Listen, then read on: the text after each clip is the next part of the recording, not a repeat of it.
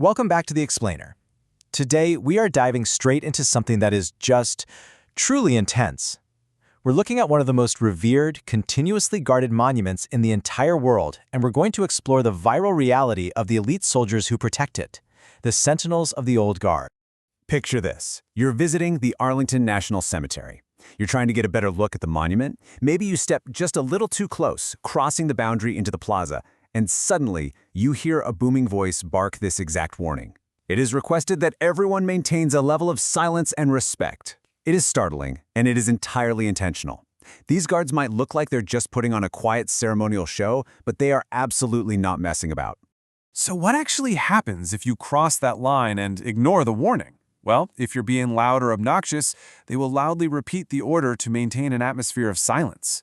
And if you push the physical boundaries and get too close, these sentinels will gladly point their M14 rifles straight at you.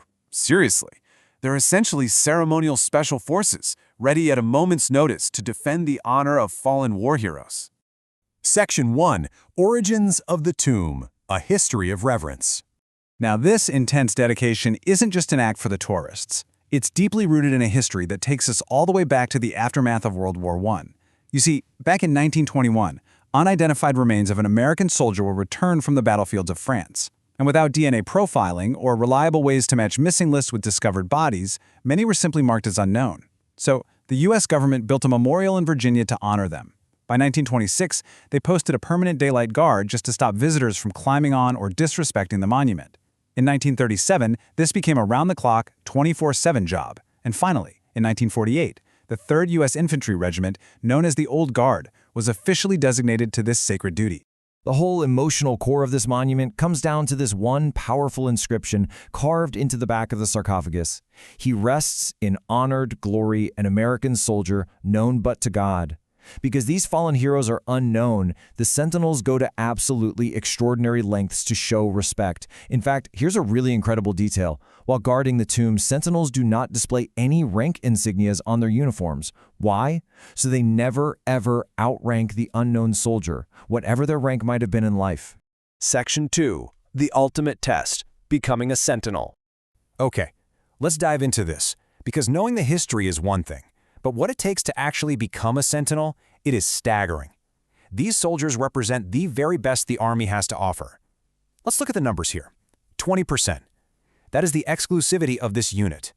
To even be considered for an appointment by the Sergeant of the Guard, a soldier must volunteer, be highly motivated, extremely disciplined, and possess a strong military bearing. But less than 20% of those highly motivated volunteers are even accepted for the initial 2-week training period. And of those, only a fraction actually pass to become fully fledged tomb guards. And it gets even crazier. 3. The Tomb Guard Identification Badge is the 3rd least awarded badge in the entire United States Army. The only badges that are harder to get are the Military Horseman Identification Badges and actual literal astronaut badges. There is just no way to overstate the caliber of soldier we're looking at here. The sheer intensity of this training cycle is relentless. If a trainee makes it past the initial phase, they're subjected to 5 exhaustive tests over a period of 6 to 12 months. They have to flawlessly conduct 7 different types of ceremonies and meet the absolute highest standards of uniform preparation.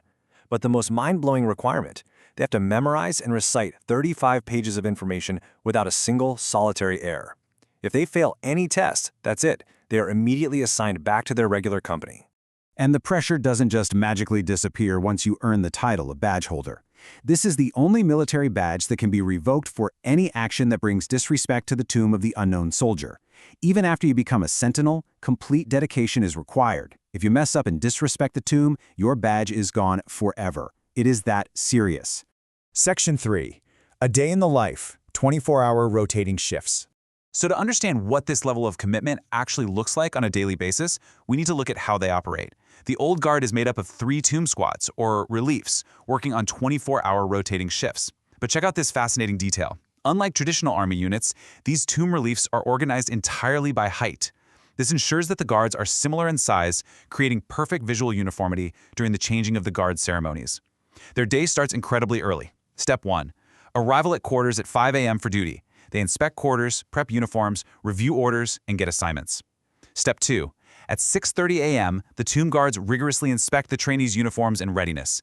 And if a trainee meets the standard, we hit step 3, 7 a.m. This is when they are finally allowed to walk the first morning guard change, a walk they uniquely refer to as the bolo. Throughout the day, while Arlington National Cemetery is open to visitors, they are out there pacing the mat. During summer hours, the changing of the guard ceremony happens every half hour. During winter hours, it stretches out to every hour. But here's a really great insider fact. While every single walk is treated with the utmost importance, the absolute most coveted walk for a tomb guard is the midday noon walk. Section 4, Fact versus Fiction, Debunking Urban Myths. Now, what's really interesting here is how the extreme precision and stoicism of these guards make them seem almost like unfeeling Terminators, which has naturally led to some fantastic myths over the decades.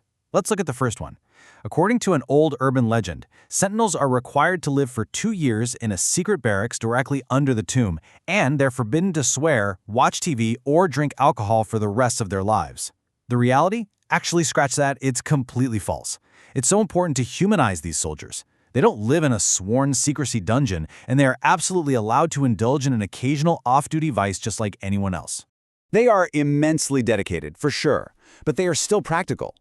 And that brings us to a huge dramatic rumor from back in 2003. It was widely shared that during Hurricane Isabel, the tomb sentinels refused orders to abandon their post and actually perished in the storm. Well, as our source notes, while it makes for a very cool Hollywood-level story, it is completely bogus. They do guard 365 days a year, regardless of the weather, but strict contingencies are definitely in place in case of lightning, extremely high winds, or torrential conditions. Which brings us to our final point, and a pretty profound question to leave you with. Will the dedication of the Sentinels outlast the memory of the wars they stand for? The sheer magnitude of their commitment, the grueling training, the flawless memorization, pacing that mat 24 hours a day, 365 days a year, ensures that those who gave everything remain honored.